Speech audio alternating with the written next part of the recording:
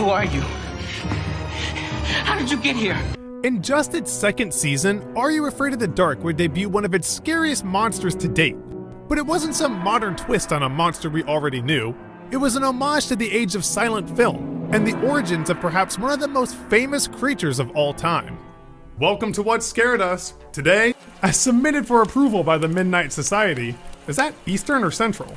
We're going to be taking a look at The Tale of the Midnight Madness, which aired on June 26, 1993. The Tale of the Midnight Madness follows the employees and owner of the struggling Rialto Theater as they attempt to save it from foreclosure. But when a mysterious stranger offers them a contract to success, they learn that breaking it could be deadly. But just how deadly? Well, let's all gather around the couch fire and find out. Ooh.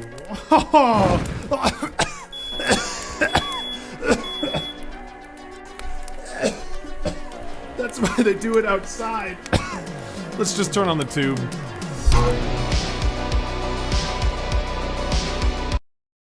The episode begins with a terrifying intro that's so tinted blue it might as well be The Ring.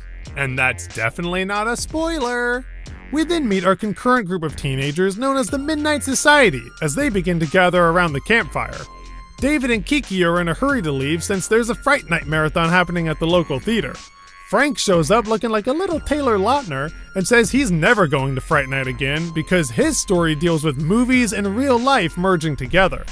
Like Goosebumps, Are You Afraid of the Dark was an anthology series where every episode a different member of the Midnight Society would come prepared with a scary story to tell, and the episodes usually opened with the characters discussing themes prevalent to the story, meaning either they're coincidences or these kids are masters of improv. Now, whose line was it anyway? Yes, Frank, as he submits his story, The Tale of the Midnight Madness. Why is this show so obsessed with midnight? His story begins at the Rialto Theater, which just finished showing a classic film to a woman who's doing her best Shia LaBeouf impression. Yep. Still going. There we are. And with all that clapping, she must have loved the show. Enjoy the film, man?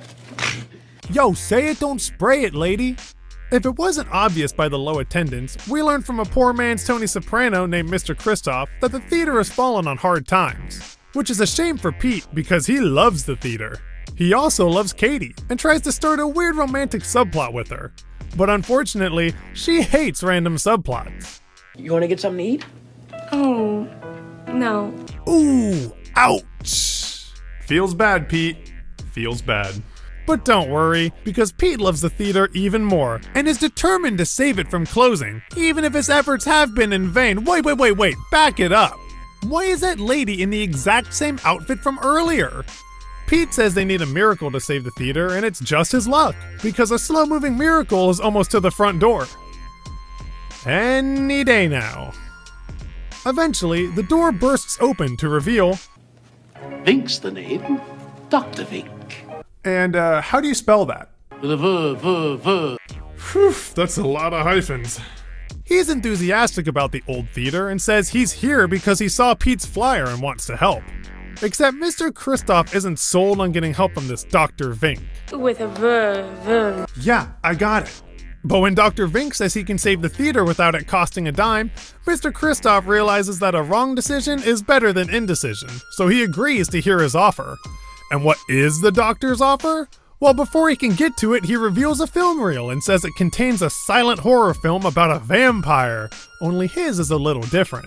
In my story, the vampire wins. He claims the film will attract customers and all he asks in return is one night a week to play his other films. Kristoff jokes that he can have a cut of the vending too, but something tells me Dr. Vink ain't about that popcorn life. I don't want your popcorn money. Dude, what the fuck? Kristoff agrees to the deal and Dr. Vink, teleports away? Well, the characters don't seem too bothered by it, so I guess it's no big deal. They stash Dr. Vink's reel in the projection booth and the theater continues its decline. Some very suspicious smoke and unraveling happens to the film being shown and causes it to malfunction. Too bad, that was their only movie. But wait, Pete sees Dr. Vink's film and decides now's as good a time as any, so he pops it in while Katie stalls the customers. The film starts, and what a film it must be. Just look at those reactions. Oh, it must be scary. Or I guess it's funny. Or it's, weird porn? But whatever it is, the audience loves it, including, oh my god, the same woman in the same outfit for the third time. Pete's even so confused he gives his best Chop Top impression. Good night. Good night. We then cut back to our lovable band of teenagers gathered around the fire. Frank explains that the Rialto's new Saturday Night Midnight Madness helped save the theater. Fun fact, this would be the last episode of the series where it would transition back to the Midnight Society. Going forward, it would just be a simple voiceover element. We cut back to the theater and get to see a bit more of Dr. Vink's vampire film. If it wasn't obvious by now, Dr. Vink's vampire movie is a direct homage to the 1922 silent film Nosferatu, which in turn was based off Bram Stoker's Dracula. The main difference between the two is that Count Orlok dies at the end of Nosferatu, because as Dr. Vink said, in his film, that damn vampy boy wins. And don't look now, because here comes said doctor ready to claim his end of the agreement. But when Christoph appears, he immediately backs out of their deal, trying instead to simply buy the film. When Pete interjects, he tells him to stand aside while he deals with this crook. Dr. Vink almost has a big theater blowout, but leaves instead, saying that this story has just begun. You can just tell Aaron Tager had a blast on this show. Later, we see Pete watching the film for what must be the 100th time. But don't doze off now, Pete, because it looks like you're getting the director's cut. Oh, and it's in 3D now? Awesome! Pete wakes up and assumes the whole thing was just some weird dream, but this first-person POV shot says otherwise. He heads back to the concession stand and asks Katie out one last time. I kinda like you and stuff. You're a nerd.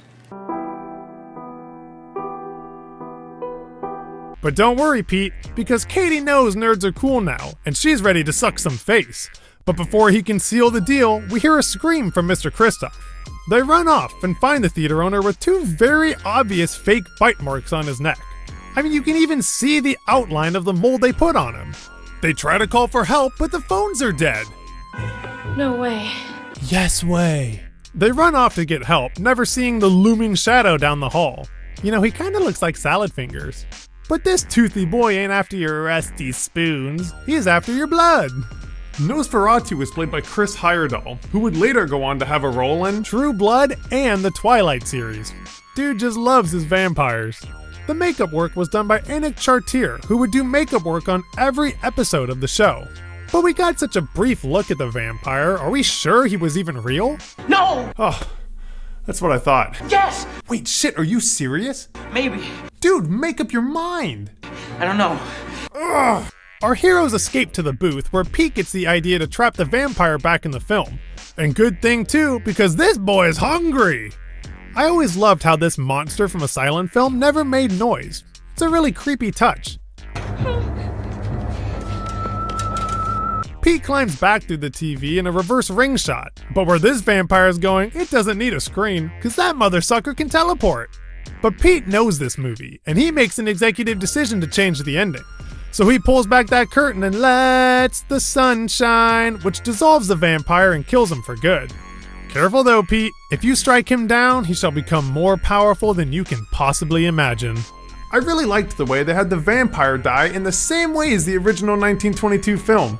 It's a nice little detail. Victorious, Pete climbs back through the screen and embraces Katie.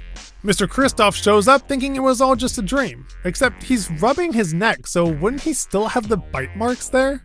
We hear some applause, and it's who else but Dr. Vink? He congratulates them on surviving and says it was a great ending after all.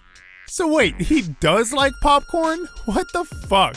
When Mr. Kristoff has a change of heart and agrees to give him his one night a week, the episode ends with a happily ever psych! Because Vink bought the theater, so now he can play his movies whenever he wants. Kinda sucks for Pete though, since it wasn't his decision to not play the movies and he fought hard to keep the theater alive. But who cares? It's getting late and we gotta get back to that Midnight Society, y'all. With the story concluded, David and Kiki change their mind about wanting to go to Fright Night and instead give their tickets to Frank. Knowing it's just a movie, Frank and Gary decide to go to the theater in their place. And with the campfire extinguished, our story comes to an end. This episode was written and directed by series creator DJ McHale, who in various interviews has said it's his favorite episode. And while it's not my personal favorite, it's definitely one of them. I really enjoyed the concept of a silent movie monster being silent in real life, and the makeup was seriously scary for a kids show. Plus, that whole coming out of the screen thing, it gave little boy Luke all sorts of nightmares. Next week, we're back with Goosebumps with a feverishly frightening episode. And so until next time, this is what scared us.